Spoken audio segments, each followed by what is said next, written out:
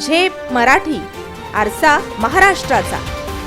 कापडणे बुरसड येथे झालेल्या घरफोड्या उघड. आधीच 20 गुन्हे दाखल असलेल्या अट्टल गुन्हेगाराला केले जेरबंद.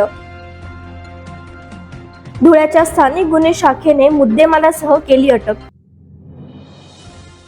धुळे तालुक्यातील बुरसड येथे मीराबाई पाटील तर कापडणे येथील रवींद्र पाटील यांच्या घरातून दिवसाडल्ला मारणाऱ्या अट्टल गुन्हेगाराला स्थानिक गुन्हे शाखेने बेड्या ठोकल्या आहेत. विशेष म्हणजे लागोपाठ 2 दिवस केलेल्या या घरफोड्या भर दिवसा कुलूप तोडून केल्याची कबुली त्याने दिली.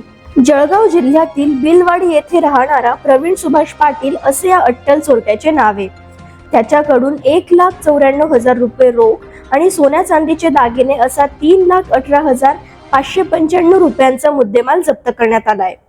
या संदर्भात स्थानिक गुन्हे शाखेचे निरीक्षक श्रीराम पवार म्हणाले, दिनांक 18 मार्च आणि 19 मार्च रोजी सोनगीर पोलीस ठाणे हद्दीमध्ये 2 दिवसा घरफोडीचे गुन्हे दाखल झालेले होते. सदर गुन्ह्याच्या अनुषंगाने समांतर तपास करत असताना एक छोटेसा क्ल्यू मिळाला. प्रवीण सुभाष पाटील राहणार बिलवाडी जळगाव याच्याबाबत गोपनीय माहिती मिळाली होती. त्याप्रमाणे पथक तयार करून त्यांना त्या ठिकाणी रवाना केले.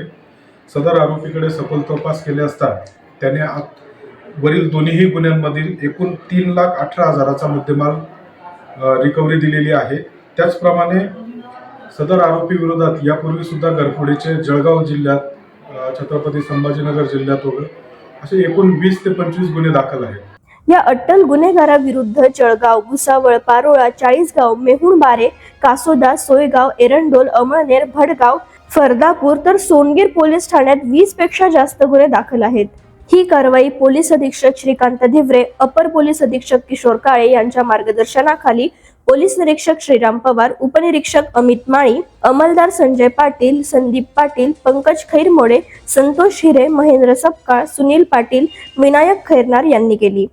प्रतिनिधी कार्तिक सोनवणे, झेप मराठी, धुळे. अशाच वेगळ्या आणि ताज्या बातम्यांसाठी पाहत रहा झेप मराठी, आरसा महाराष्ट्राचा. संपादक प्राध्यापक अनिल चव्हाण, धुळे.